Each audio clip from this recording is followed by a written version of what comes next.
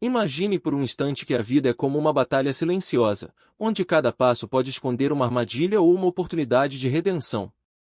Hoje, você vai conhecer a história de James, um homem que passou décadas lutando contra sombras que quase o destruíram. Mas, em vez de sucumbir, ele encontrou uma força maior e transformou o veneno do inimigo em cura. Essa é uma jornada sobre rejeição, queda e, acima de tudo, vitória. Então, prepare-se, porque a história que você está prestes a ouvir pode mudar sua perspectiva para sempre. James, seja bem-vindo. Obrigado por ter a coragem de compartilhar sua trajetória conosco. O que aconteceu na sua vida para levá-lo a esse ponto de virada? A minha história é um testemunho de como o mal pode ser desarmado quando entregamos tudo a Deus.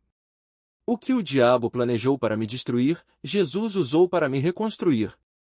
Mas para entender como cheguei aqui, preciso voltar ao início, quando eu era apenas uma criança. Fui criado em uma família católica, estudei em escola religiosa e, desde pequeno, carregava uma dificuldade de fala que me marcava. Lembro-me claramente de uma cena: minha babá, Haley, e meu irmão me obrigavam a pronunciar palavras impossíveis para eu entrar no quarto onde brincavam. Eu tentava, gaguejava, e eles riam. Naquele momento, sem que eu soubesse, estavam plantando em mim as primeiras sementes da rejeição e da necessidade desesperada de ser aceito. Em 1989, meus pais se mudaram para outro bairro, e tudo piorou. Eu já era uma criança sensível, e aquelas sementes de insegurança começaram a brotar com força. Na nova escola, os colegas logo perceberam minha fragilidade e me transformaram em alvo. O bullying era constante, e cada zombaria cavava mais fundo a ferida da inadequação. Eu queria tanto pertencer que, quando não conseguia, explodia em raiva ou me isolava. Virei um garoto problemático, sempre em encrenca, sempre inventando desculpas. Comecei a viver uma vida dupla, mostrava para os outros o que eles queriam ver, mas, por dentro, fazia o que bem entendia. Falsificava assinaturas dos meus pais para esconder detenções, mentia sem hesitar.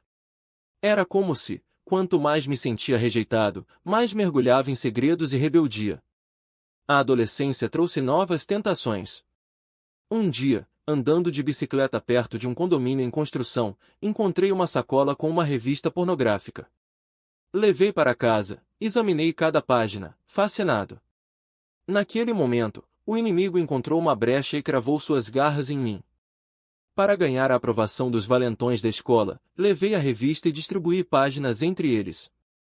Funcionou. De repente, aqueles que me humilhavam passaram a me aceitar. Mas o preço foi alto. Quando a revista foi descoberta, fui suspenso. Era só mais um capítulo da minha vida secreta, onde mentiras, transgressões e vícios se entrelaçavam. Quanto mais me senti excluído, mais buscava escapes. Comecei a fumar, depois experimentei maconha, álcool.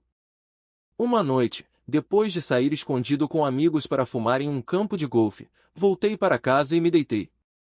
Já estava quase dormindo quando uma voz clara e feminina ecoou no quarto: "Pare com isso." Levantei assustado, certo de que era minha mãe, mas não havia ninguém. Aquela voz me perseguiu por anos. Hoje, acredito que foi um anjo enviado para me alertar, como está escrito na Bíblia: os anjos são espíritos ministradores, enviados para servir aqueles que herdarão a salvação. Durante 2 décadas, do início da adolescência até os 35 anos, vivi para a música. Tinha uma banda de rock. Apesar do sucesso, cada apresentação era um suplício. Subir no palco, expor minhas canções, me deixar vulnerável diante do público, tudo isso me aterrorizava. Porque, no fundo, eu ainda buscava desesperadamente a aprovação dos outros. E, quando não a encontrava, mergulhava em comportamentos autodestrutivos. A sexualidade descontrolada, as drogas, as mentiras, era um ciclo sem fim.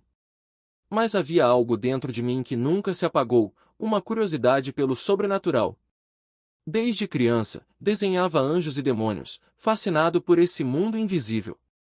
Mesmo sem entender a graça de Deus, algo me atraía para ele. E foi justamente essa centelha que, no momento mais sombrio, me salvou. Porque, quando tudo parecia perdido, Jesus entrou na minha vida e transformou o que era destruição em propósito. Hoje, olho para trás e vejo que cada queda, cada erro, me preparou para entender o poder da redenção. E essa é a mensagem que quero deixar: não importa o que você tenha feito, não importa o quão fundo tenha caído, sempre há uma chance de recomeçar. Manifestar-se daquela forma assustadora, mas a batalha estava apenas começando. Porque o inimigo não desiste tão fácil. Ele muda de tática, mas não abandona o campo. E eu, naquele momento, ainda não entendia que a guerra espiritual não se vence com rituais ou superstições, mas com uma entrega verdadeira ao único nome que tem poder sobre as trevas. Aquela experiência me deixou marcas. Não as visíveis, mas as que queimam por dentro quando a dúvida volta a sussurrar: será que tudo isso foi real? Será que não foi só minha mente? Mas então eu lembrava dos olhos daquele homem, daquela presença que não podia ser explicada pela lógica. E algo dentro de mim sabia: o mal existe, e ele não brinca. Mas se o mal é real, então o bem também precisa ser. E se o bem é real, então Deus não é apenas uma ideia distante, ele é a única força capaz de vencer o que eu não podia enfrentar sozinho. Foi aí que comecei a buscar respostas.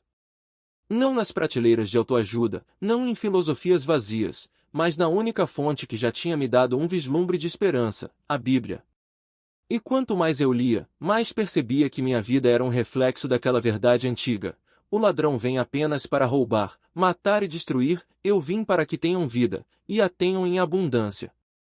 João 10:10. Eu tinha sido roubado, destruído, deixado à beira do abismo. Mas ali, nas páginas que muitos consideram ultrapassadas, estava a chave para algo que eu nem sabia que procurava: liberdade. Não foi um processo fácil. Os demônios não me deixaram em paz só porque eu comecei a orar. Eles voltaram, disfarçados de ansiedade, de medo, de recaídas. Mas agora eu tinha uma arma que eles não podiam tocar: a autoridade do nome de Jesus. E cada vez que eu invocava esse nome, algo acontecia. Não era mágica, não era um truque, era poder. Poder real, que quebrava correntes que eu nem sabia que existiam. Hoje, quando olho para trás, vejo que Deus não me tirou das trevas de uma vez. Ele me guiou, passo a passo, para que eu entendesse que a redenção não é um evento, mas uma jornada. E que, mesmo quando tropeçamos, mesmo quando voltamos aos velhos hábitos, Ele não nos abandona. Porque o amor dele não é como o nosso, condicional, frágil, baseado em desempenho. É incondicional, persistente, e está sempre pronto para nos levantar quando caímos. Se você está lendo isso e sente que as trevas estão ao seu redor, que algo invisível parece sugar sua paz, sua sanidade, sua vontade de viver, eu entendo. Mas quero que você saiba de uma coisa: você não está sozinho nessa luta.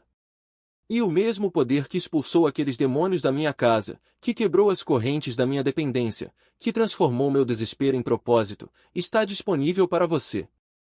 Basta um passo. Sim. Um convite para que Jesus entre e mude tudo. Porque no final das contas, a batalha já está vencida. A questão é: de que lado você quer estar? Eu era um homem sem esperança, sem saída, sem nada além de um vazio que nem todas as drogas do mundo conseguiam preencher. E naquele momento, quando a escuridão parecia mais densa, algo dentro de mim gritou: tem que ter algo mais.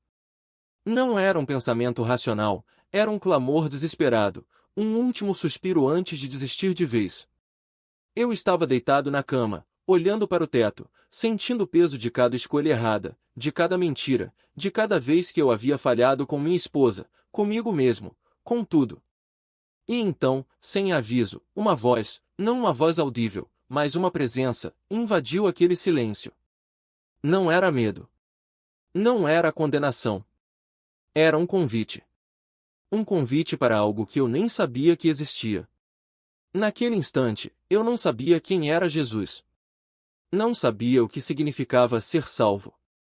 Mas algo em mim sabia que ele estava ali. E pela primeira vez em anos, eu não lutei contra. Não racionalizei. Não disse isso é loucura. Eu simplesmente deixei. Deixei que ele entrasse. Deixei que aquela luz, fraca, mas insistente, começasse a romper a escuridão que me sufocava. E sabe o que aconteceu? Nada de espetacular. Nenhum trovão, nenhum anjo descendo do céu, nenhum milagre instantâneo. Mas algo mudou. Algo dentro de mim. Foi como se uma corrente invisível que me arrastava para o fundo tivesse sido cortada. Eu ainda sentia o peso dos meus erros, ainda carregava as cicatrizes, mas pela primeira vez, eu respirei. De verdade. No dia seguinte, acordei e olhei para minha esposa dormindo ao meu lado. E pela primeira vez em anos, eu não senti vergonha. Não senti a necessidade de me esconder. Eu só senti paz. Uma paz que não fazia sentido. Uma paz que não vinha de mim, porque eu não tinha mais nada para dar. E então eu fiz algo que nunca tinha feito antes. Eu orei. Não com palavras bonitas, não com frases decoradas. Eu simplesmente disse: se você é real, me ajude. Porque eu não consigo mais. E ele respondeu. Não com uma voz do céu, mas com algo mais profundo, uma certeza. Uma certeza de que eu não estava sozinho. De que, apesar de tudo, eu era amado. De que havia um propósito, mesmo que eu ainda não conseguisse enxergá-lo. Aquela foi a primeira noite de muitas. Porque a batalha não acabou ali. A tentação ainda veio. As lembranças dos meus vícios ainda me assombraram. Mas agora eu tinha uma arma que nunca tinha tido antes, a verdade. A verdade de que eu não precisava mais me esconder. A verdade de que, não importa o que eu tivesse feito, eu podia recomeçar. A verdade de que, no final, o amor de Deus era maior do que qualquer pecado, maior do que qualquer fracasso, maior do que qualquer escuridão. E se você está lendo isso hoje, se está no mesmo lugar onde eu estive, quebrado, vazio, sem esperança, eu quero que você saiba de uma coisa: essa luz que me encontrou no fundo do poço também está brilhando para você. Ela não desiste. Ela não se cansa. Ela está ali, esperando que você diga sim. Porque no final, a única coisa que separa a escravidão da liberdade é uma escolha. E essa escolha é sua. Eram maiores do que qualquer argumento, maiores do que qualquer dúvida, maiores do que qualquer voz que sussurrava o contrário. Eu era um ateu convicto, daqueles que não deixavam brecha para dúvidas. Mas naquele momento, algo dentro de mim hesitou. Não foi fé, não foi razão, foi confusão. Uma confusão tão profunda que me fez largar a arma e decidir dar uma última chance àquele livro que eu havia descartado anos antes. E, sem que eu soubesse, Deus já estava trabalhando em silêncio, amolecendo o que havia se tornado pedra dentro de mim. O inimigo não age com barulho. Ele não precisa. Sua estratégia é sutil, como um veneno que se mistura ao sangue sem que você perceba. Não vi sombras se movendo, não ouvi vozes estridentes, mas senti. Senti o peso das mentiras se infiltrando em cada pensamento, em cada decisão, em cada respiração. Porque a batalha, essa sim, é sobrenatural. E o diabo é mestre em sussurros. Você já parou para pensar como a mente humana funciona? Ela é uma máquina perfeita, mas vulnerável. Na frente, no lobo frontal, estão a razão, a empatia, a conexão com o divino, tudo que nos faz humanos. Mas no centro, no sistema límbico, habitam o medo, os instintos, as reações primitivas. Quando a emoção toma conta, o sangue inunda essa região, e de repente você não pensa mais, você reage. É o que chamam de desligar o cérebro. E é exatamente aí que as mentiras se instalam. Cada trauma, cada rejeição, cada ferida aberta é uma porta que o inimigo usa para plantar suas sementes. Ele sussurra: você não é suficiente. Ninguém te ama. Você está sozinho. E, sem perceber, você começa a enxergar o mundo através dessas lentes. Eu vivi isso. A rejeição que senti na infância se tornou minha verdade absoluta. Mas a verdade real?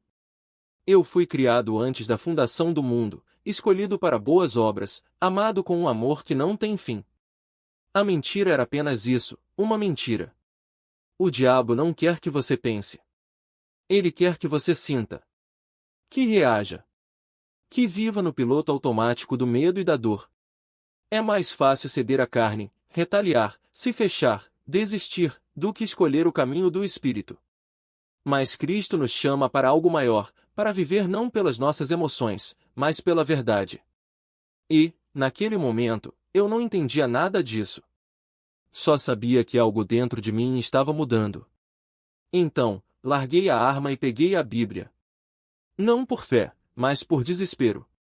E, para minha surpresa, as coisas que Deus havia colocado no meu caminho começaram a fazer sentido. Lembrei-me das palavras do meu pai: se for ler a Bíblia, comece por Mateus. Não comece pelo Gênesis, você vai se perder. E foi o que fiz. Abri o aplicativo no meu iPad e comecei a ler. A primeira coisa que percebi foi que tudo o que eu achava que sabia sobre a Bíblia estava errado. Não eram fragmentos soltos, versículos fora de contexto, era uma história. Uma história viva, poderosa, que começava a desmontar cada preconceito que eu carregava. E então, algo ainda mais surpreendente aconteceu: Jesus saltou das páginas. Não como uma figura distante, mas como alguém real, sábio, irresistível. Eu me lembrei do menino que eu fui, que assistia a série Jesus de Nazaré fascinado, sem entender o que era graça, mas sentindo algo que não sabia explicar. Continuei lendo. E, em algum momento, talvez em Efésios, talvez em Romanos, algo mudou. Eu estava deitado na cama, sozinho no quarto, a luz do dia entrando pela janela. De repente, senti como se uma nuvem escura tivesse se dissipado. Não foi um trovão, não foi um milagre barulhento, foi um alívio. Um peso que se desfez. E, naquele instante, eu soube: aquilo era verdade. Não só uma verdade qualquer, mas a minha verdade. Foi como se, pela primeira vez, alguém tivesse acendido a luz em um quarto que eu nem sabia que estava escuro. E, a partir daquele momento, não havia mais volta. Eu sabia que não podia ser como aqueles que haviam me afastado antes. Não queria ser o tipo de cristão que bate a Bíblia na cabeça das pessoas, que impõe verdade sem antes viver o que prega. Se eu fosse seguir esse caminho, teria que fazer diferente. Teria que ser alguém que, antes de falar, escuta. Que, antes de julgar, ama. E, acima de tudo, que conhece o que defende. Porque como respeitar quem não conhece nem mesmo as próprias convicções? Então, decidi: se eu ia levar isso a sério, teria que mergulhar fundo. Não bastava repetir frases feitas ou seguir dogmas sem questionar. Eu precisava entender. E entender significava ler, estudar, duvidar, buscar. Afinal, se aquilo era verdade que havia mudado minha vida, por que não dedicar tempo a desvendar cada palavra? Por que não deixar que ela me moldasse, em vez de tentar moldá-la aos meus desejos? Mas havia um problema: minha esposa. Alison não era apenas cética, ela tinha motivos para odiar o cristianismo. Cada cristão que conhecera em sua vida só reforçara sua desconfiança. E eu? Eu era o pior deles. Arrogante, egoísta, distante. Um homem que não movia um dedo em casa, que discutia por discutir, que tratava o amor como moeda de troca. Se eu chegasse para ela naquele momento e dissesse agora eu acredito, ela riria na minha cara. Ou pior, me deixaria. Então, orei. Não pedi palavras, não pedi argumentos. Pedi direção. E a resposta veio clara: não é seu trabalho convencê-la. É seu trabalho amá-la como eu a amo. Não cabia a mim mudar sua mente. Cabia a mim mudar minhas ações. E foi o que fiz. De repente, um novo homem apareceu em casa. Lavava a louça. Limpava o chão. Escutava sem interromper. Falava com gentileza. Alison, desconfiada por natureza, achou que era armadilha. O que você está tramando? Perguntava, os olhos estreitos. Mas eu não estava tramando nada. Estava apenas tentando viver o que acreditava. E, aos poucos, algo mudou. 5 anos. 5 anos de orações silenciosas, de serviço sem expectativa, de amor que não pedia nada em troca. 5 anos até que, um dia, ela se ajoelhou e entregou sua vida a Jesus. Não porque eu a convenci. Não porque eu a forcei. Mas porque, finalmente, ela viu algo diferente em mim. Algo que não vinha de mim, vinha dele. E então veio a ironia. a casa que antes era um altar a deuses estranhos, Ganesh, Shiva, os ídolos do yoga e da espiritualidade oriental, agora tinha uma nova presença.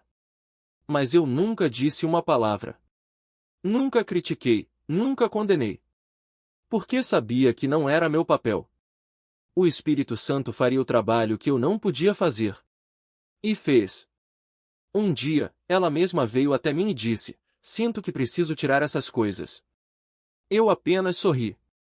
Isso se chama discernimento, respondi. Ouça. Mas nem tudo foi fácil. Minhas lutas não terminaram no dia em que me converti. As drogas, o álcool, o cigarro, tudo isso ficou para trás. Mas havia uma batalha que eu não conseguia vencer, a pornografia. Como poderia ser um exemplo de Cristo se ainda carregava esse peso? Como poderia ensinar minha esposa sobre pureza se eu mesmo não a vivia? Foi então que surgiu a oportunidade de um retiro de casamento. Alison, para minha surpresa, aceitou ir. Entre as oficinas disponíveis, havia 4 opções: finanças, criação de filhos, comunicação e sexo. Finanças? Estávamos bem. Filhos? Já eram adultos. Comunicação? Talvez. Mas algo me puxou para a última opção. Algo me disse que era ali que eu precisava estar. E expectativas. Eu imaginava que seria mais um daqueles encontros onde um pastor de cabelos grisalhos nos diria como o sexo bíblico deveria ser. Mas não foi isso que aconteceu. Diante de nós, um casal da própria igreja começou a compartilhar sua história. Ele confessou que havia lutado contra a pornografia e salas de bate-papo por anos, um vício que quase destruiu o casamento deles. Mas ali estavam eles, anos depois, mais unidos do que nunca, depois de terem enfrentado tudo juntos. Enquanto eles falavam, algo dentro de mim se quebrava. Eu estava sentado ao lado de Alison, tremendo, com a certeza de que Deus estava falando diretamente ao meu coração: você também tem um segredo. O que vai fazer com ele? No final da sessão, abriram espaço para perguntas. Eu só tinha uma, e era para ela. Como você conseguiu perdoar seu marido depois de tudo? A pergunta revelava mais sobre mim do que sobre ela. No fundo, eu já tinha a resposta: se eu contasse a verdade, Alison me deixaria. Era o que eu merecia. Mas Deus tinha outros planos. Depois do encontro, fomos para casa no intervalo do almoço. A convicção era tão forte que não consegui esperar. Tremendo como uma folha, eu disse tudo. Esperei as palavras que confirmariam meu maior medo: eu vou embora. Mas Alison me surpreendeu. Ela me perdoou. E, para minha surpresa, também confessou pecados que carregava. Naquele momento, algo mudou. Eu sempre enxerguei tudo através da lente da rejeição, mas o que recebi foi graça. E graça é o que Jesus nos dá. Alison, mesmo sendo uma cristã nova, me mostrou Cristo ali, naquele instante. O retiro era organizado por um centro de aconselhamento cristão local. A fundadora estava presente. Depois do evento, decidimos buscar ajuda. Optamos por um intensivo de casamento, 2 dias inteiros de terapia, em vez de sessões semanais. Era o que precisávamos. Afinal, tínhamos anos de feridas para abrir. O mais bonito nisso tudo? Durante 5 anos, Alison viu Cristo em mim sem que eu dissesse uma palavra. Eu vivi o Evangelho antes de pregá-lo. E, naquele momento de vulnerabilidade, ela fez o mesmo por mim. Não foi um discurso que a convenceu, foi o amor em ação. E é assim que o cristianismo verdadeiro funciona: não se argumenta alguém para dentro da fé, porque argumentos podem ser refutados. Mas o fruto do Espírito? Esse ninguém consegue negar. Jesus não nos mandou discutir com as pessoas até que aceitem nossa versão da verdade. Ele nos mandou fazer discípulos, e discípulos se fazem pelo exemplo. Ele viveu uma vida perfeita, sem pecado, e quando foi atacado, não revidou. Foi até a cruz, acusado de crimes que não cometeu, e ainda assim confiou no Pai. A vingança é minha, diz o Senhor. Nossa parte é confiar que Ele cuida do resultado. E aqui está a verdade sobre o pecado: não é apenas quebrar regras. Pecado é machucar pessoas. É uma doença contagiosa. Quando pecamos contra alguém, essa ferida se espalha, seja na forma de uma reação amarga ou de um novo pecado contra outra pessoa. Jesus quebrou esse ciclo. Ele absorveu o pecado do mundo sem revidar, e é isso que somos chamados a fazer. A fé, no fundo, não é sobre acertar o alvo. É sobre mirar na direção certa. Deus não exige perfeição, Ele quer um coração disposto a segui-lo. E quando vivemos assim, as pessoas ao nosso redor olham e dizem: eu quero isso para minha vida. Então, o Espírito age, a palavra se abre, e o ciclo recomeça. Não é fácil. Viver como Cristo em um mundo caído é um desafio diário. Mas é o nosso chamado. E, no fim, vale a pena. Porque a graça que recebemos é a mesma que somos chamados a dar, e não há nada mais poderoso do que isso. E o segredo é o que nos aprisiona. Ele nos rouba a luz, nos afasta da verdade e nos faz viver uma mentira constante. Mas Deus não nos chamou para viver na escuridão. Ele nos chamou para a liberdade, e essa liberdade começa quando quebramos o silêncio. Olhe para a sua história. Talvez você se identifique com aquela sensação de que algo está errado, de que está carregando um peso que não deveria ser seu. Talvez seja vergonha, medo ou a ilusão de que ninguém entenderia. Mas aqui está a verdade: você não está sozinho. E o primeiro passo para a cura não é a perfeição, mas a coragem de admitir que precisa de ajuda. Quando eu olhei para o quadro branco naquele consultório e vi minha vida exposta, as mentiras, os segredos, os padrões de abuso que eu repetia sem perceber, algo dentro de mim quebrou. Não foi um colapso, foi um despertar. Porque Deus usa até mesmo nossas piores escolhas para nos mostrar quem realmente somos e, mais importante, quem Ele quer que sejamos. Ele não nos abandona no meio do caos. Ele nos encontra ali, no fundo do poço, e nos estende a mão. E sabe o que descobri? Que a vergonha perde o poder quando a trazemos para a luz. Quando confessamos, quando buscamos ajuda, quando nos permitimos ser vulneráveis, algo extraordinário acontece: a graça de Deus se torna maior do que o nosso pecado. Não porque merecamos, mas porque Ele é fiel. Ele é o Pai que corre ao encontro do filho pródigo, não com condenação, mas com um abraço. A pornografia, o vício, os segredos, eles não definem você. Eles são apenas capítulos de uma história que Deus está reescrevendo. E se você está lutando hoje, se sente que não há saída, eu quero que saiba: há esperança. Há perdão. Há restauração. Você não precisa carregar esse fardo sozinho. Deus já providenciou pessoas, recursos, comunidades que podem caminhar ao seu lado. E mais do que isso, Ele já providenciou a vitória. Porque no fim, a batalha não é contra a tentação. É contra a mentira de que você não pode mudar. E a verdade é esta: se Deus pode transformar um homem quebrado, cheio de segredos e vergonha, em alguém que ajuda outros a encontrar liberdade, Ele pode fazer o mesmo por você. A questão não é se você vai vencer, mas quando. E esse momento pode começar hoje. Basta dar o primeiro passo. Quando você descobriu a pornografia e a compartilhou na escola. E agora, o inimigo queria completar o ciclo, mas você quebrou esse padrão. Hoje, você não apenas superou, mas está expondo a verdade e ajudando outros a fazerem o mesmo. E a pergunta que fica é: você está disposto a se tornar um ponto de apoio para quem precisa? A resposta é clara: sim, sem hesitação. Se alguém quiser entrar em contato, a melhor forma é por e-mail. Pode me escrever diretamente em conquer@relevanchurch.com. Também tem um espaço onde compartilho artigos, reflexões e ferramentas sobre superação e liberdade. creatinavites.substack.com. Júlia já deixou esses links na descrição para facilitar. Além disso, estou desenvolvendo um curso de recuperação chamado Vitória em Cristo, onde você não apenas recebe orientação, mas se conecta com uma comunidade de pessoas que, como você, estão determinadas a vencer. Porque a vitória não é uma possibilidade distante, ela é uma realidade acessível em Cristo. Ao encerrarmos, James, quero agradecer mais uma vez por sua coragem em compartilhar sua história. Antes de orarmos, há alguma palavra final que você gostaria de deixar para quem está nos ouvindo? Com certeza. O pecado sexual é um pecado de segredos. E são justamente esses segredos que carregam as balas com as quais o inimigo atira. Então, meu conselho é simples: pare de viver na escuridão. Se você está lutando, saiba que não precisa, e não deve, enfrentar isso sozinho.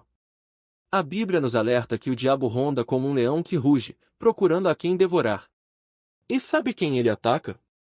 Não é o mais forte do rebanho. É aquele que está isolado, ferido, mancando. É você, quando guarda segredos. Não dê espaço para o inimigo. Em vez disso, exponha sua luta. O melhor lugar para começar é com sua esposa. Sei que é arriscado, entendo o medo, mas garanto, do outro lado dessa confissão não está apenas a liberdade, está o propósito que Deus tem para você. Enquanto você esconde, está sendo roubado. Está dizendo, sem palavras, que o caminho do diabo é melhor que o de Deus. Não faça isso. Deus já perdoou você por completo. Sua esposa, com a graça dele, também pode perdoar. Então, abra seu coração, conte tudo e comece uma vida nova. Foi assim comigo, e é a maior decisão que você pode tomar. Se precisar de ajuda para dar esse passo, entre em contato. Tenho recursos e orientações para guiá-lo nesse processo. E uma última verdade: como cristãos, recebemos autoridade de Cristo. Ele nos deu poder sobre as forças das trevas. Se você ignora essa autoridade, se desconsidera a batalha espiritual que está acontecendo ao seu redor, está lutando com as próprias mãos, e vai perder. Mas quando você empunha a espada da verdade, quando ordena, em nome de Jesus, que os espíritos de escravidão e vergonha saiam da sua vida, eles têm que obedecer. Porque essa luta não é apenas física. Há um componente espiritual, demoníaco, por trás da pornografia e de todo vício. Então, use o nome que tem poder. Ordene que eles se vão. E eles irão. Pai, agradecemos pelo dom da tua graça. Obrigado pelo que Cristo fez na cruz e pelo exemplo que ele nos deixou. Senhor, há tantos homens e mulheres presos, lutando em silêncio, questionando até se tu os amas. Quando leem sobre a mulher que tocou na orla do teu manto e foi curada, mas não veem cura em suas próprias vidas, começam a duvidar. Então, hoje, pedimos por eles. Por aqueles que estão no limite, que não sabem mais o que fazer, que não acreditam mais que a vitória é possível. Senhor, toque seus corações. Mostre-lhes, através desse testemunho, que se tu fizeste isso por James, farás por eles também. Dá-lhes coragem para confiar em ti, para acreditar que tu tens os melhores planos, que todas as coisas cooperam para o bem daqueles que te amam. Senhor, desperta neles a certeza de que essa luta não é só por eles, é para que, depois de vencerem, possam estender a mão a outros. Que não seja uma vitória egoísta, mas um chamado para transformar vidas. E se algum deles quiser entrar em contato, dá-lhes a ousadia para dar esse passo. Mas, mesmo que não o façam, nós te pedimos, fortalece-os, equipa-os, abre seus olhos e dá-lhes as ferramentas para vencer. Para que sejam verdadeiros discípulos de Cristo. Em nome do teu Filho amado, Jesus, nós oramos. Amém.